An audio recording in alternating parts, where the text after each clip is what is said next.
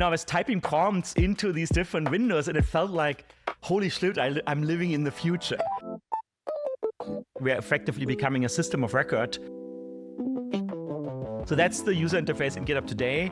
We think that's not something that will work in this age of ages, where I often don't look at the code at all anymore.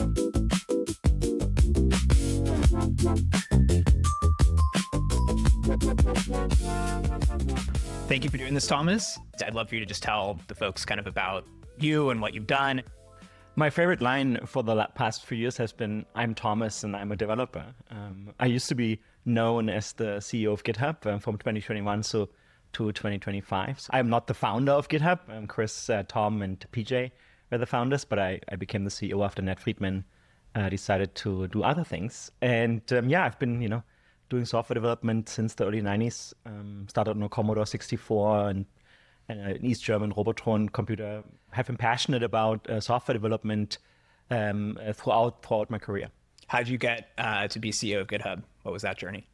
I had a startup in Germany called Hockey App. It was a mobile app development platform, so distributing your beta builds to testers, collecting crash reports, feedback, analytics, those kind of things. Mm-hmm. So late 2014, Microsoft acquired our company, and as part of that, I moved over to Seattle to start working in Microsoft's developer division. And in 2018, Nat Friedman, who at the time was one of the CVPs in the developer division, pitched to the board and Satya to acquire GitHub and pulled me into the deal as he needed the quote-unquote stern German to both execute the deal behind the scenes, but also decide what integration model GitHub should have within Microsoft. And as the deal closed in October, I joined GitHub together with Nat as VP Special Projects. And then, in 2021, Nat decided to do something else. Microsoft's leadership team promoted me into the CEO position.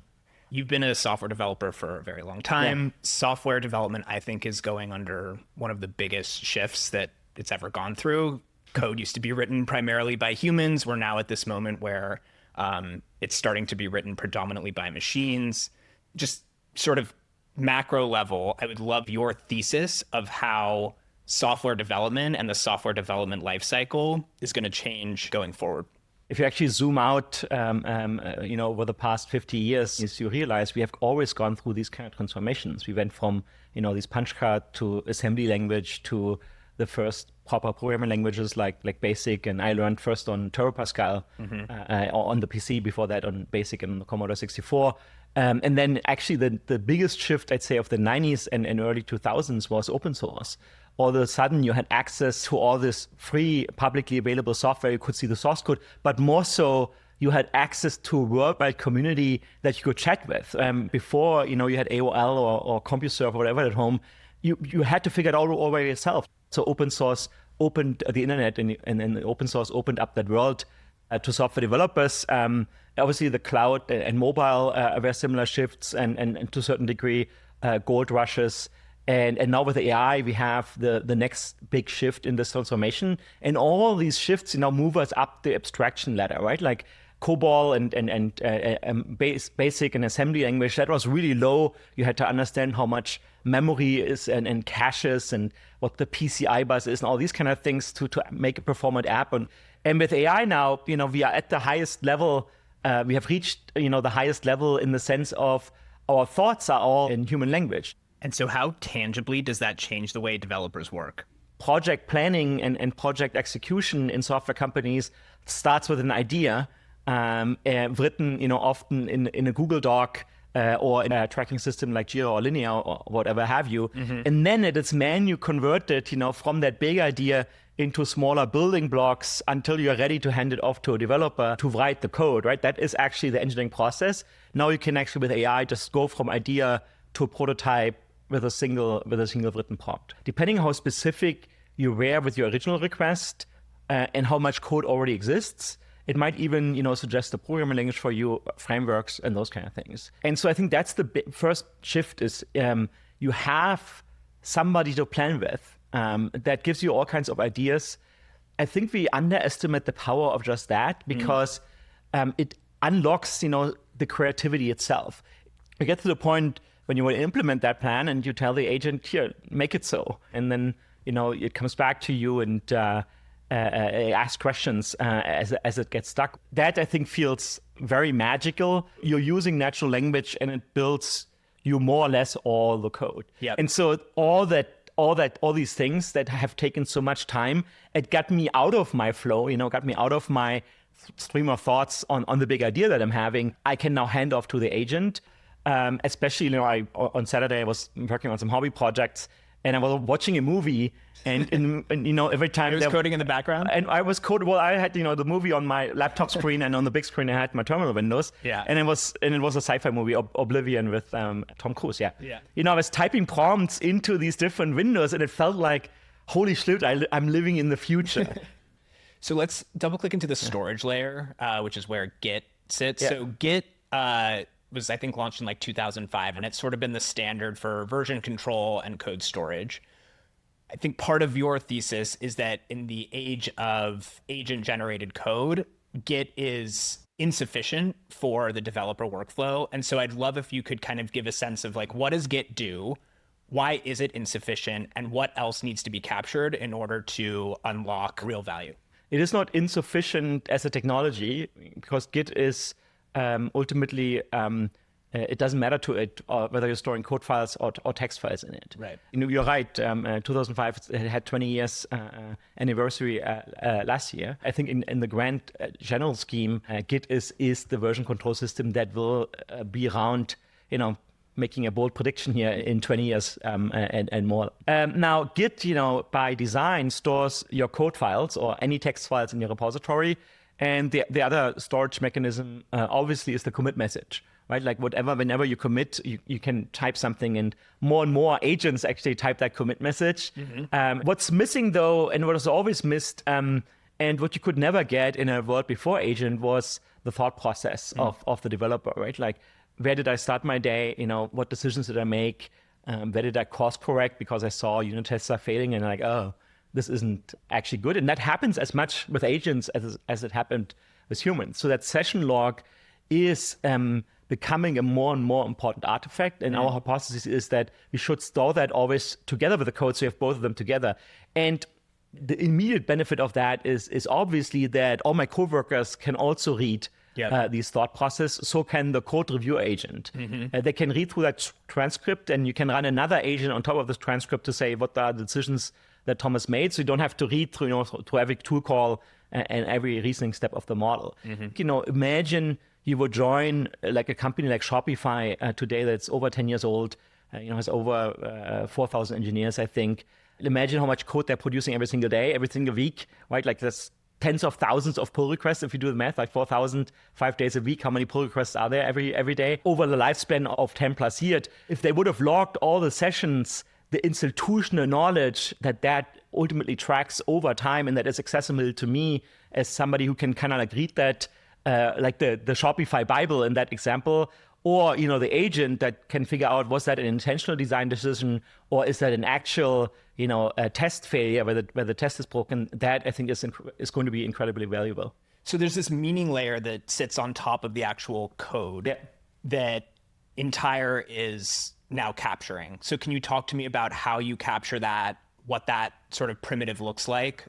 The first product that we launched earlier this year is the entire CLI. Mm-hmm. You can easily install it with one command, and it lets you pick the agent you're using. We're supporting like more or less all the major agents, and that's it. It sets a hook for that agent, but that's transparent to you. Mm-hmm. And now you can use your agent as you did before, and every time in the agent you type commit/push, or you still do that manually on a second terminal and say git commit and git push. Yep. It not only pushes your source code, it also pushes your session log captured from the agent into the same repository. And before we do that, we run a post-processing step on it to remove secrets and other personal information. Yep. And so really simple, you install it once, it captures all your session, it stores them in the same Git repository as your code is. And then we have certain features on top of it. For example, writing what we call a dispatch, like a summary of all the changes in that repository, or you can code review, entire review all the changes in your branch with the same or with a different agent to kind of like review your own work before you submit the pull request. What is that unlocking that otherwise was not possible? The biggest unlock here is that it just works in the background. Of course, you can, go into your .codex folder and find, the JSON file or extract it from the SQLite database that some agents are using.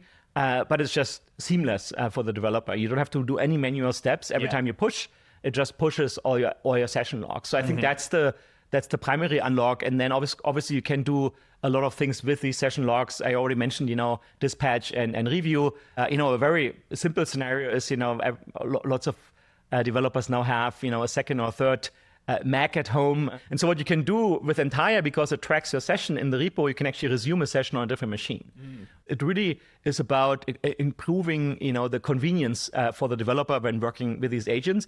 And, because it's in the Git repository, of course, it stores all the session of all your team members, right? And so you have a shared knowledge, not only the code base, but all the intent, all the semantic information stored in the repository across all team members. Yeah. I mean, one of the things I love is that you guys build in public, and the velocity is pretty impressive. So you've sort of established checkpoints, which is like this kind of data primitive. Yeah. You've made it user-friendly. You've added collaboration. There's now this web app that allows for a lot of clarity and a good UI to help explore sort of what's happening around the code base. I'd love if you could talk about the product roadmap. We have a stated vision on our homepage, and we're working in 3 layers. We already talked about checkpoints and sessions. That's what we call the semantic layer. That's the middle layer in our stack. Yeah. On top of that is the user interface. You mentioned our web viewer. We actually treat the CLI and the web viewer as equal surface areas. Yeah. And we have one of our first principles: everything has to be CLI first, as that's where developers are actually spending their day. If we think about GitHub from a user base perspective, the primary primitive is the repository, and the repository is effectively a file browser. Right? It shows your folders, it shows your files, shows the content of those files. So that's the user interface in GitHub today. We think that's not something that will work in this age of agents, where I often don't look at the code at all anymore. Right? And so we think the pull request and the repository have to change in the user interface layer. And then at the bottom is the question about how to store all this. And as we already talked about, Git is our answer. But we believe you have to transform Git into what it actually was intended to be, which is a network of more than one host. Not storing it all in a centralized place, but having it in as many places as possible to have not only high availability, but also let agents query these repositories at very high rate limits. How do you think about Entire's sort of surface area relative to a few different players? So you have GitHub, you have the coding agents like Cursor, Claude Code. Yeah. One of the things I've seen is a lot of these AI native products have a lot of blurriness around like where's the edge. How do you think about that for Entire? Like, what is your domain that no one else can touch or won't touch as well as you're working with it? I think that's fundamentally a perspective of investors, that they love to see companies that nobody else can touch. But everything in software can be cloned, and in fact, can be cloned now much faster than agents. Right. I'd like to think about business like sports leagues. Formula One, I think, is one of the most competitive sports out there. And there's a new world champion every year, and maybe multiple years in a row it's the same one, like Lewis Hamilton or Max Verstappen. But there's always the chance that some other team can both win a race or can win the season, as we saw last year when Lando Norris with McLaren won the world championship, and also both the drivers and the constructors. Right. And so, we should realize that in this world where now agents write more code, the competitive advantage is not that you have a space carved out for you. Right. That nobody. In fact, I would be suspicious if no competitor would be trying the same thing, because it means you're probably on the wrong path. But it's also things like our brand. Yeah. In the GitHub brand, is famously super loved by software developers. I mean, those kind of things, right? Like, you want to establish a brand like that in the developer space. And I think that is equally important as building a great product. But both of these things need to be true. Like, you can't have a great brand and a shitty product, because developers will figure that out really fast. But also, if you can have the greatest product in the world and you suck at marketing and branding, and you won't win. And look, at the end of the day, any company is defined by the team. And again, this brings us back, to Formula One, right? The best team is the people, both the drivers, the commando stand, the race engineers, and the all the people in simulation and developing the car. And you can't become the driver's champion without having a great team that builds you a great car and has the right strategy. So the same is true for companies and for startups. They have to build a great team, one that is highly competitive, one that wants to win. Product, brand marketing, team, those I think are the crucial ingredients for us, to compete in the market, regardless of whether any of our competitors is building the same thing as us, or vice versa, right? Like you could also ask the question, what's stopping us, from building another IDE or another coding agent? Right. You were the CEO of GitHub, though. Mm-hmm. They have massive distribution. Mm-hmm. They have a clear head start in terms of developer love, developer mindshare. So what's your strategy to become the source of truth for the agentic record, to beat someone like GitHub to it and to get the product to that level? In the short term, I don't have to get to that level. The goals are very different than the goals that we have, and that obviously is true for many incumbents and disruptors in their space. GitHub is a great platform and is a great team, and they're highly focused on their goals. I think rumors recently had it that they passed $3 billion in annual revenue run rate. Mm-hmm. Let's say they need to grow by 40%. That means they have to find 1.2 billion in additional revenue next year. I don't have to find $1 billion in revenue next year, right? Like on a very different stage in my company's life cycle. And the game the disruptor is playing is finding a very small slice, of the market and trying to disrupt it. And today, we already talked about it. We are in the space of tracking all these sessions and doing cool stuff with the data we are collecting there, right? Like we're effectively becoming a system of record for agentic world, right? And that means we're recording, and then we will have agents reason over those recordings. And then, we'll see how we reconcile that, to use RRR, reconcile that, to improve the developer workflow. So actually a good question on that. So I think one of the theories behind Entire is that as agents get better, this semantic layer, this layer of meaning becomes more valuable. Why do you think that's true? Like when we have GPT-8, why does this semantic layer still have value versus the models and the agents just being able to just stare just at the code base and reason over that, and that's enough? Because the code base doesn't codify all the decisions that you're making as a developer, right? Like take a very basic example. Your code is written in Go.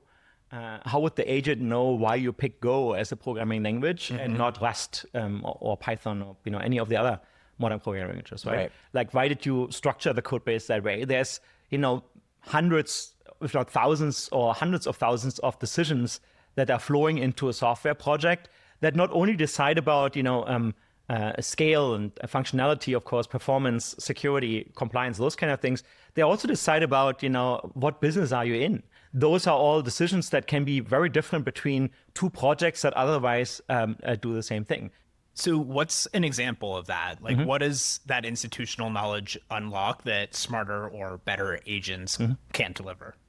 I think Jensen, the CEO of NVIDIA, recently talked on a podcast about how their forward deployed engineers are helping those AI research lab to optimize, their stack for each model individually, and can find performance optimization in factor 2 or 3 just by, NVIDIA engineers effectively looking at the CUDA stack, the kernel, if you will, of the model, and optimizing that for that specific model, right? And again, like if an agent would be able to just do that, of course, you wouldn't send out all these forward deployed engineers around the world, but it can, because it doesn't have all the decisions, the decision log, if you will, and also the learnings from the engineers in it. Now, does that mean that models can get better analyzing this code? Of course they will. Right. But the humans instructing the models are also getting better. We gotta become proficient with these tools, and I think the most successful engineers, like Peter Steinberger of OpenClaw fame, comes to mind. Read his blog. He has been tinkering with these agents for like a year. Yeah. And it's not like OpenClaw fell, like the apple on his head. As he got more proficient with these agents, he realized what the needs are that he has and what the technology can solve for him. And I think that's where we are in this journey. And that's why I think, bringing those learnings, the institutional knowledge of the project on the company, the context layer, if you will, into the repository is incredibly important. That's actually really interesting. It's like by creating this context layer, you're actually changing the way that developer works, and then that has this kind of circular feedback loop. So suddenly they have this rich data set around intent that they can query and build from, and then that becomes this fundamentally new starting point for their work, and that incentivizes more and more engagement over time. That's really interesting. But in Slack, our company was founded in September. I think we set up the Slack in August. Every discussion that we had since then is codified in that. And of course, that's one context layer. For many startups, Google Docs is another such context layer. Bringing these all together will be incredibly important. And I think in-person companies will have to ask themselves the question, how do I record all my meetings and hallway conversations and whatever have you? Because otherwise I'm losing like 20-30% of my company's knowledge in these what is in a way the upside of in-person work, being able to brainstorm on a whiteboard is now becoming a disadvantage compared to remote first companies who have their whiteboards online as well and all the discussions around it. There has to be an ingestion mechanism for all of this context that we're now generating. Except, it becomes socially awkward. Last time we met in a coffee shop, I don't know if you would have appreciated if I had recorded the whole conversation. Yeah. You're not saying certain things when you're always on the record. Are you hiding certain things right now? I'm kidding. I want to talk about distribution in the age of AI. It's getting very noisy. There's so many products out there. What are some of your learnings, especially from GitHub, about how you both reach developers, but then also how you maintain love and not just become another tool that gets picked up and then disposed of when the next thing comes along? Most developers have a really low threshold for what they're tolerating in their workflow, right? And so you have to ship something to them. You have a very short amount of time to delight them, to show them that there's value in this. Otherwise it's uninstall.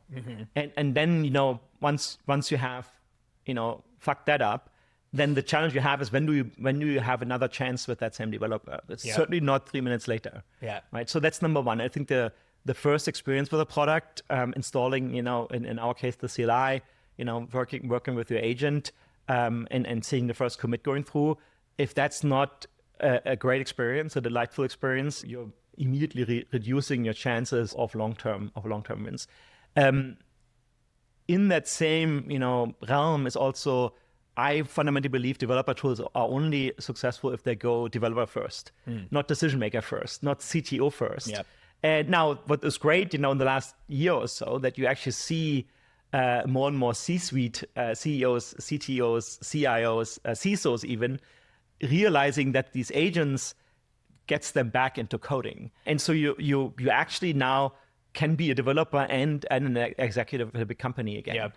And I think that, that transformation, but it is developer first, right? Because you're just letting those people come back to be what they originally learned in the minimum amount of time that they actually have available for coding tasks, right? So developers first. I don't think as a developer tool you have a chance to get high distribution by going enterprise first. And often, these design partners, they have all good intentions, but they're actually pushing you in the wrong direction because they're serving the need of the large organization, not the need of the best developers in your organization. And the really cool thing about a software development company that builds tools for developers is we are our first customer. Or like the other principle that we have, like I already mentioned, we're CLI first. The next one is we're building entire on entire. Right? I think that is, equally crucial. Like if we are not using our own tools, our own processes, our own, implementation of the ideas we're having, we shouldn't go out and try to sell that or launch it to other developers. And I think that is what ultimately becomes a competitive advantage over much larger organizations that, again, have to serve the needs of really large deals. So you hit on something that I wanted to touch on, which is the changing face of the developer. So as coding becomes much more accessible to non-technical or product managers or designers that are actually going to be interfacing with the code or coding agents, how do you think about reaching them, this new class of builder? We have three hypotheses around this. We believe the roles in a company are collapsing to a certain degree, aka you will have a Venn diagram where what a PM is doing, a designer is doing, a marketer is doing, and an engineer is doing, all meets in the center at code. the designer is transforming into a design engineer. Yeah. And the product manager, should move away from just writing specs and create mockups in PowerPoint to create a prototype. And some are talking about this already, that you build a prototype for every feature that you have in mind, and your code artifact together with the intent, the session log, becomes the artifact that you're handing over to the engineer, right? So instead of filing a ticket in Jira, you're basically as a product manager are opening a draft pull request that has your session log that we are capturing with entire in it, and a draft code. And maybe the engineer looks at this and this is terrible code, but as they also have the session log, they can then tell the agent, well, refactor this branch to align with how we would do that, and leverage the session log, the checkpoints, all that semantic information to do that in such a way that what the product manager intended is still being implemented. And that goes to the second hypothesis, which is the context is collapsing. You need all that information in a single cloud, in a single space. Whatever the agent needs to make the decision and implement the feature needs to be accessible in a context layer. And so the context is collapsing, and you want to have it all in one place. And then the workflow is also collapsing. And I think that's like, are we filing still a ticket in linear? And then basically somebody else has to pick it up? Or why don't you just feed it into the agent and basically shorten the planning and tracking workflow by just feeding it into the agent, and now we have a different artifact that you're handing over to the team. And so we think the workflow will ultimately collapse in much fewer steps, that allows a single builder in a small and large company to bring a feature all the way from idea through conception, design, prototyping, implementation, testing into production. Cool. Well, thank you so much for coming in and spending the time. I am a big fan of the product, and I hope this gets out to lots of developers out there. Thank you so much for having me. Thanks. If you want to learn more about what Thomas and the team are building over at Entire, head to entire.io. And if you enjoyed this conversation and want more founder interviews and my notes on startups and technology in your inbox, subscribe at thetimes.blog.